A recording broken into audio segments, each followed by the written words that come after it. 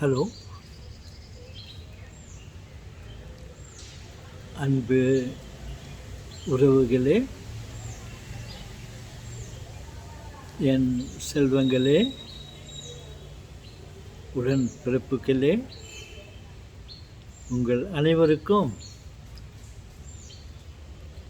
எனது இனிய ஈவினிங் வணக்கங்கள். இனிய ஈவினிங். ஓகே, எப்படி இருக்கிறீங்க? நலம் தானா, நலம் தானா, உடலும் உள்ளமும் நலம் தானா? நலம் நலம் நலமறிய ஆவல். என்னுடைய ஃப்ரெண்ட்ஸும் கூட நண்பர்கள்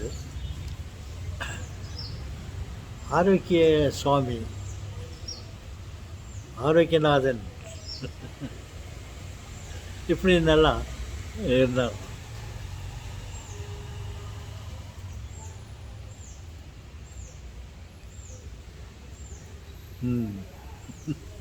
நான் என்ன சொல்ல வரேன்னா, நம்ம உண்மையிலேயே ஆரோக்கியமாக இருக்கணும். பேர் மட்டும் ஆரோக்கிய சாமி,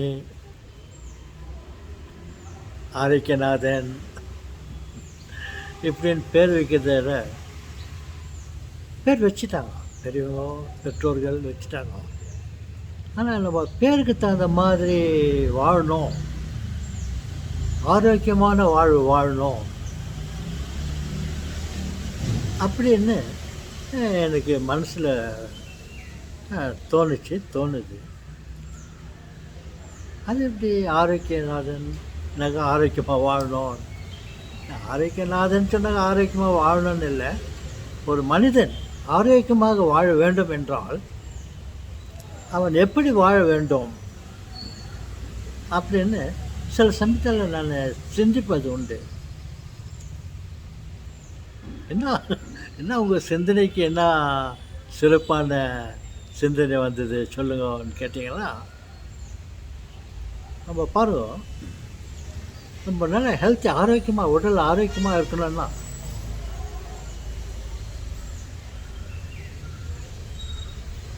இப்போ வெறும் காலில் நடக்கணும். நம்ம ஸ்லிப்பர், ஷாண்டில், ஷூ, பூட் எல்லாம் போட்டு தாட் போட்டுன்னு போகிறோம் வரோம். நம்ம உண்மையிலேயே ஆரோக்கியமாக இருக்கணும்னா வெறும் காலில் நடக்கணும். வெளியில் எங்கெல்லாம் போகும்போது, வேலையை போகும்போது, வீட்டை விட்டு வெளியே போகும்போதெல்லாம் ஷூட்டு, ஷூ, ஷாண்டில், ஸ்லீப்பர், பூட் எல்லாம் போட்டு போகலாம். ஆனால் வீட்டுக்குள்ளேயே இல்லை வீட்டு எதிரிலேயே வீட்டு வட்டாரத்தில் சுத்தமாக இருக்கிற நடைபாதையில் வெறும் காலோடு நம்ம நடக்கணும் அப்படின்னு நான் ஆசைப்படுறேன். அது ஆரோக்கியமான வாழ்வுக்கு அது ரொம்ப உதவும். வெறும் காலில் இந்த கொஞ்சம் கரடு முரடாக இருக்கிற பாதைகள் இருக்குது இல்லையா, வீட்டிலலாம் நம்ம பாருங்கள் டைல்ஸ் போட்டுக்கிறோம், ரொம்ப ஸ்மூத்தாக தரையை வச்சுக்கினா அது உள்ள நடக்கிறோம். அந்த மாதிரி தரையிலலாம் நம்ம நடந்தால் அது உடல் ஆரோக்கியத்துக்கு நல்லது இல்லை. வீட்டுக்கு அழகாக இருக்கும், வீட்டை சுத்தமாக வச்சுக்கலாம். ஆனால் உடல் ஆரோக்கியத்துக்கு அது இந்த டைல்ஸ் போட்ட வீட்லேயோ அல்லது ரொம்ப ஸ்மூத்தாக இருக்கிற வீட்டில் நடக்கிறது உடல் ஆரோக்கியத்துக்கு அவ்வளோ நல்லது இல்லை அப்படின்னு நான் நினைக்கிறேன். வீட்டுக்கு சுத்தமாக இருக்கிறதுக்கு அது வீட்டை ஆரோக்கியமாக சுத்தமாக வச்சுக்கிறதுக்கு அது பரவாயில்ல. நம்ம உடல் ஆரோக்கியத்துக்கு வெறும் காலில் நடக்கிறது உண்மையிலேயே நல்லது. வெளியில் போனால் ஷூ ஸ்லிப்பர் போட்டு போங்க. வெளியில் கண்டக்டரெல்லாம் நல்லா ட்ரெஸ் பண்ணி வெறும் காலில் போக சொல்லலை. மற்றபடி வீட்டை விட்டு வெளியே வீட்டு வட்டாரத்துல எல்லாம் நம்ம வெறும் காலில் பேர் லெக்ஸ் சொல்லுவாங்க. ஸ்லிப்பர் இல்லாத காலில் நடந்தாக்கா இந்த கொஞ்சம் அந்த கரடு முரடா காலுக்கு தெரியும். அந்த மாதிரி சின்ன சின்ன கல்லுங்கோ, மேடு பள்ளங்கள் இதுங்களை நடந்தால் இந்த காலினுடைய பாதம் இருக்குது இல்லையா, இந்த உடலில் இருந்து உடல் முழு பாகத்தில் இருந்தும் எல்லா நரம்புகளும் வந்து இந்த காலில் தான், கால் பாதம் இருக்குது, அதில் தான் எண்டாகுது அப்படின்னு நான் கேள்விப்பட்டேன். அது உண்மையும் கூட. அப்போ எல்லா எண்டுங்களும் வந்து இப்படி இப்படி அந்த முனைகள் கால் பாதத்தில் இருக்கும்போது நம்ம வெறும் அந்த கரடு மூடாக இருக்கிற இடத்துல நடந்தால் என்ன ஆகுதுன்னா, இந்த அந்த நரம்புகள்லாம் அடிப்படுது, குத்தும்போது என்ன ஆகுதுனாக்கா அது கொஞ்சம் வலி ஏற்படுது. இந்த நரம்பு வந்து அந்த நோய்ப்பட்டது ரத்த ஓட்டத்துக்கு ரொம்ப உதவுது. அந்த மாதிரி அத்தனை விதமான நரம்புகளும் காலில் இருக்க அத்தனை விதமான நரம்புகளும் தலையில் அப்படியே பட்சத்து இருந்தாக்கா, ரெகுலராக இருந்தால் நல்லது தான். பட்டுனே இருந்தாக்கா இந்த உடலில் இருக்கிற நரம்புகள்லாம் ஒரு அசைவு ஏற்பட்டு ரத்த ஓட்டம் நார்மலாக ஓடுறதுக்கு அது வழி வகுக்கும்னு நான் நினைக்கிறேன். அதனால நம்ம வெறும் காலில் நடக்கிறது நல்லது. அப்போது ஆரோக்கிய சாமி ஆரோக்கியநாதன் நான் எங்கள் ஃப்ரெண்ட்ஸு அவளை பார்த்து ஹெல்த்தாக தெரிவானுங்க. இப்போ பார்த்தாக்கா பாவம் என்னை விட ரொம்ப மோசமாகறாங்க. எனக்கு இப்போ வந்து உங்களுக்கு தெரியுமா 82லேருந்து 83 வயசு ஆயிடுச்சு. ஆனால் அப்போ கூட நான் கொஞ்சம் நான் சின்னத்துலேருந்து எக்ஸசைஸ் எல்லாம் நான் மெயின்டைன் பண்ணிக்கிறேன். இந்த மாதிரி அந்த ஆரோக்கியநாதன் இவனுங்கெல்லாம் பார்த்தாக்கா என்னோடய நண்பர்கள் நோஞ்சான்னு சொல்லலாம், அந்த மாதிரி இருக்கிறானுங்க.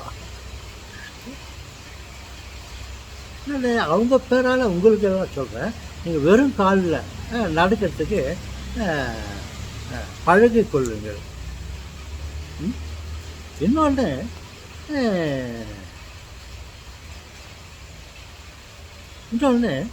இந்த முகத்தில் தாடி முடி வளருது இல்லையா, அது நேச்சுரலாக அது வளர முடிய வளர விட்டுறணும். அதை கட் பண்ணுறது, தாடியெல்லாம் எடுத்துறது, ஷேவ் பண்ணிக்கிறது, வீட்டை முகம் அழகாக பல பழங்கள் இருக்கட்டும் அப்படின்ட்டு ஷேவ் பண்ணுறது, ஏர் கட்டிங் கூட நேச்சுரலாக விட்டுட்டா நல்லாயிருக்கும்.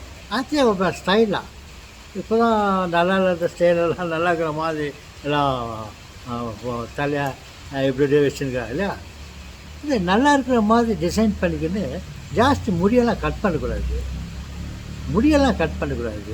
இந்த ஷேவ் பண்ணக்கூடாது, மிச்செல்லாம் தாராளமாக அது வளர்த்து விட்டுருக்கணும். உடல் ஆரோக்கியமாக இருக்கிறதுக்காக நான் சொல்கிறேன். அப்படி விட்டுருக்கோம். உடலில் எந்தெந்த பாகத்தெல்லாம் ரோமம் முடி வளருதோ அந்த பாகத்தெல்லாம் நம்ம டச் பண்ணக்கூடாது. கடவுள் நம்மளை படித்தது ஏதோ ஒரு பர்பஸுக்காக தான் இந்த அங்கங்கே சில இடத்துல எல்லாம் முடிங்கெல்லாம் வளர விட்டுக்கிறாரு. செஸ்ட்டு கட்ட எல்லா இடத்துல உங்களுக்கு தெரியும்.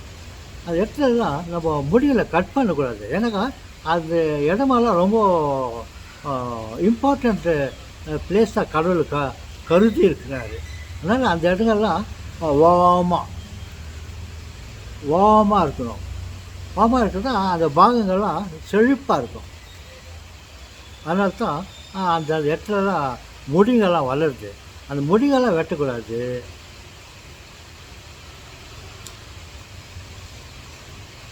வெறும் காலில் நடக்கணும். இந்த மாதிரி சில வழிமுறைகளை நம்ம கையாண்டால் நல்லா ஆரோக்கியமாக இருக்கும். அப்புறம் ஃபுல்லாக ஷேவ் பண்ணிடுறோம். அந்த உடம்புக்கு அந்த இடத்துல ஏன் முடி வருதுனாக்கா அந்த இடம் ஒரு மாதிரி சூடாக இருக்கணும். அவர் கடவுளுடைய பிளான் என்னவோ தெரியல, டாக்டரை விட அவருக்கு நல்லா தெரியும், படைத்தவனுக்கு தெரியும், டிசைனருக்கு தெரியும். அந்த டிசைனர் ஒரு டிசைன் பண்ணுற பிறகு இந்த மெக்கானிக்குங்களோ இல்லை நம்ம மற்றவங்களும் அதெல்லாம் ஜெனரலாக பிடிக்கிறது எடுத்து போடலாம்.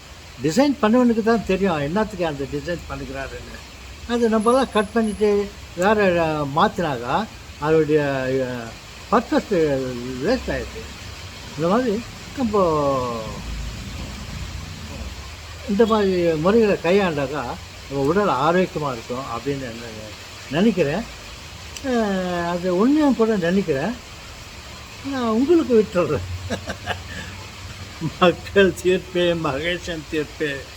அதனால் நீங்கள் சொல்கிறது தான் என்னை விட கரெக்டாக இருக்கும். ஓகே, நீங்கள் யோசித்து நடைமுறைக்கு கொண்டு வாங்க. தாண்டி விடணுமா சரி மேலாக ட்ரிம் அப் பண்ணிவிட்டு அழகாக பண்ணிக்கலாம். அதனால் ஒரே ஷேவெல்லாம் பண்ணிவிட்டு நம்ம பழைய இதுலேருந்து ஒருத்தர் எப்போ ஒருத்தர் இந்த ஷேவ் பண்ணிவிட்டு நல்லா இருக்கானோ அவன் தான் டிசிப்ளின் மேன் அப்படின்லாம் சொன்னாங்க.